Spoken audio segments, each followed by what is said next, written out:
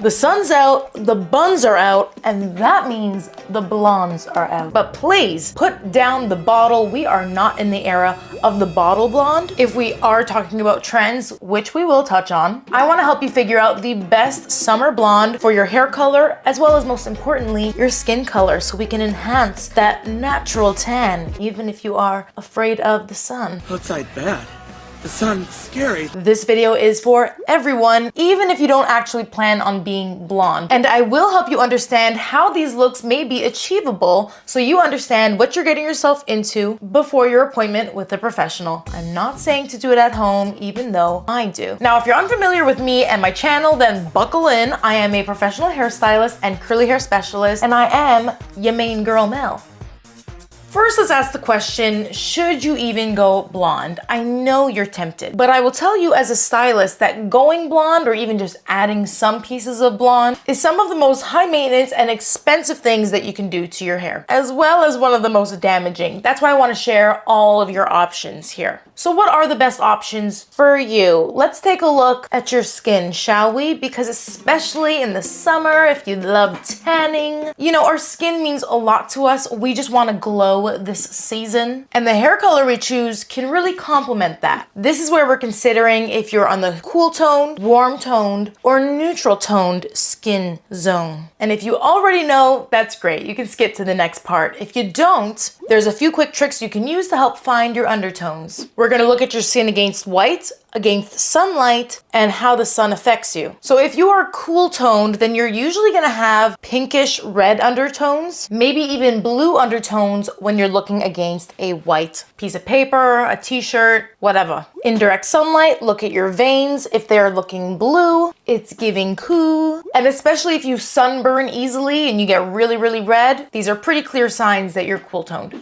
On the contrary, if you are warmer, against white, you'll notice a lot of yellow and golden undertones. Under sunlight, your veins may look greenish, and you most likely tan a lot easier. If you kind of relate to both, then you're probably neutral, which means you can really play around with warm or cool tones. But here's what you need to know. If you want to get the best glow, then you want to harmonize with your skin. So if you have cool tone skin, we're going to go with cool tone shades. And if you have warm undertones, we're going to use warmer tones in our hair. With neutral, you may notice that warm tones will make your skin look a little bit more yellow, whereas cooler tones will bring out some of the pink that's in your skin. So you get to choose what look you like. And here's where I would consider the depth of your skin, because if you are more pale, you don't like to spend a lot of time in the sun. As a neutral girly, then you might want to stick to more cool tone shades, because if you're pale, the warmth will bring out yellow in your skin. You'll look a little bit more jaundiced, which, you know, the opposite of what we want.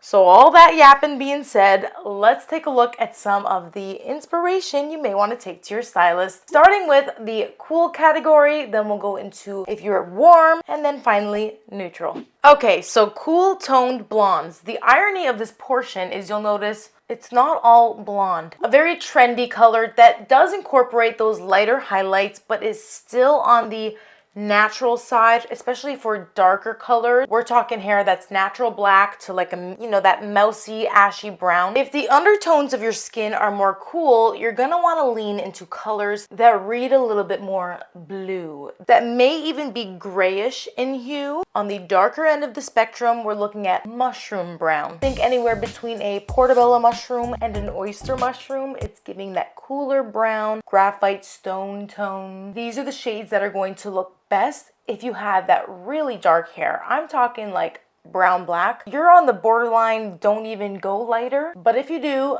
keep it super, super cool. And that mushroom brown will still keep it dark. But if you did want to go really, really light, you've got to go that icy platinum, which, let's be completely honest, is not easy any way you slice it, especially if your hair is dark. But even if your hair is light, those platinum tones are hard to maintain without regular toning, especially under the summer sun. Hair color fades, and it always fades warm because the hair's underlying pigments are naturally warm. So anything far from that, any of these cool tones are probably going to be the hardest to maintain unless you're constantly using a purple shampoo or even blue shampoo on your hair. But what if, hear me out here, you are cool, but you do want something warmer? A color that is completely underrated and should not be feared is strawberry blonde. Strawberry beige actually is kind of going around right now. And this is technically a warmer blonde, but it's got those rosy undertones. And that rosy strawberry element really helps bring out the rosy tones in cool tone skin that just makes you glow from within. And the best part is, this is going to be lower maintenance than trying to keep a cool tone color. And I know it sounds contradictory, but even though it's warm, coppery can still be cool. Think less orange and more rosy. Pink, even lavender tones, these work really, really beautifully on that cool tone skin. Now on the other end of the spectrum, if you have warmer undertones, then insert delicious dessert here, because this is when you can incorporate more caramel-esque honeysuckle, golden, warm vanilla tones into the hair. Now here's some pro advice. If your hair is very, very dark, which does read cool most of the time, you actually want to lighten the base a little bit to give it more of a chocolatey tone so that it blends better into a warmer blonde highlight. Again, the goal is always to minimize too much contrast. We want to keep the roots and the lightest part on our ends within about 3 levels of each other. To keep it on trend, it's really important to keep that blend. We're looking for that gradual color that is shadowed at the root, so a little bit darker, and then goes to light at the end. Now, here's the thing with warm tones, okay? There is a fine line between golden and then yellow and orange brass. The color still needs to be refined. They still need a gloss. They still need a toner, because that's what's going to keep it looking expansive. What we're going for here is multi-dimensional with depth. Shadow root, shadow root, shadow root. And now what do you do if you're neutral? Let's talk about it. For example, olive tone skin, pretty neutral. It's warm. It's got those warm kind of yellowy green, but green is also cool, and it may also be rosy. It may also even be peachy. Bottom line, it's confusing. So what do you do with your hair color when you're kind of in the middle and you can kind of choose anything? The key word is beige. Beige is both warm and cool. It's smack in the middle. It's got lots of different reflex. It looks expansive, and it probably is. It's probably also just as hard to maintain as cool tone, because again, this is a beautiful color that can and will fade. But let's talk about some trending colors that are going absolutely viral right now.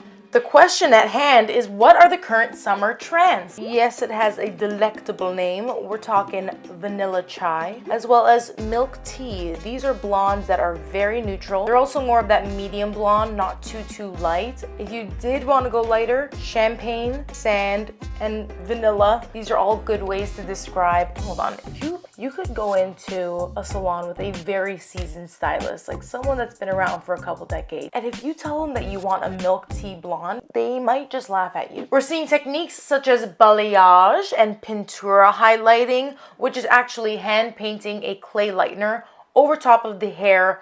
Open air, no foils used here. That means it's a little gentler on the hair, but it also limits how light you can go with the color. These techniques are great for creating very natural, lived-in colors. They also tend to give that very organic kind of sun-kissed vibe, because they do typically lean on the warmer side. So that is something to keep in mind, because while you may love the technique and that look, it doesn't mean the color outcome is going to be right or even achievable on your hair. A fantastic stylist will be able to take whatever your inspiration photo is and apply the correct technique to get you the color result that you want. Because even if you might want the look of a balayage, if you want a cool toned end result, the stylist may have to do a foliage, so highlights and foils. That way they can lighten the hair lighter so that they can tone it back down to a cool tone that isn't going to fade orange on you. So the other option is leaning towards more traditional highlights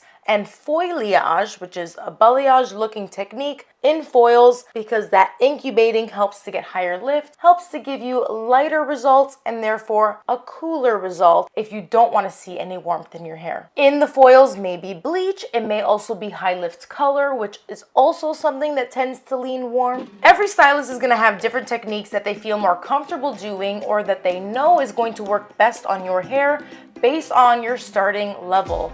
For example, I love a high lift color. High lift color is a way to lighten the hair without using bleach, like traditional bleach. But the hair's conditions do have to be pretty specific. It has to be naturally virgin hair. It has to be a level 6 or lighter, maybe a level 5 if the hair is fine. You have to be able to expect warmth. All of this is to say there's a lot of different routes that a stylist can take to get you to your end result. Oh no, my light has died. Oh no, I don't know what that... But that's why we bring photos, that's why we use Pinterest. If you have some more interest, I will put some more photos that I like in the description box below. I do hope that this video helped you understand what your undertones are and how you should consider the right hair color for you, especially when we're talking blondes. If you want to see previous videos that I have on this topic as well, I will also have those linked in the description box so you can check it out next to learn more. And I just want to say that I appreciate you and thank you so much for watching and joining me and subscribing to this channel. Next week, if you're watching live, is going to be a live stream. We've started doing live streams once a month at the end of the month, and I like to use them as kind of like a recap of all the videos that we've done this month. If you haven't caught up, if you have some questions, let me know in the comment section below. I hope to address them in the live stream where we can chat, do our hair, do some giveaways, and really just hang. So more details to come. Until then, this has been your main girl Mel, and I am out. Peace. Hello. Hello, hello. Welcome. Welcome. Market. Talking about flea market. Montgomery's. It's not. Today's video accessory includes sunnies because they're in season. It's on theme, and it's really all that I ever really need to just keep my hair out of my face. They go well with the bangs. For this reason, I can only get sunglasses that happen to be like this type of nose. I rarely ever buy the glasses with the nose pads that stick out because they get caught in the hair and they rip out your strands. I only buy those if I'm actually going to wear them on my face, but most of the time sunglasses live on my scalp. Yes. Love that for me. I'm working late cause I'm a sinner. Yeah. Oh my god. Hey, stop that. I'm not happy. These sunglasses are quite heavy, and at this point they have made a serious dent into my scalp. And so I'm losing it. I feel like this is a lot of information. My mouth, it tastes like shit. Oh, well, we're dying inside, aren't we? This is no one's fault but my own.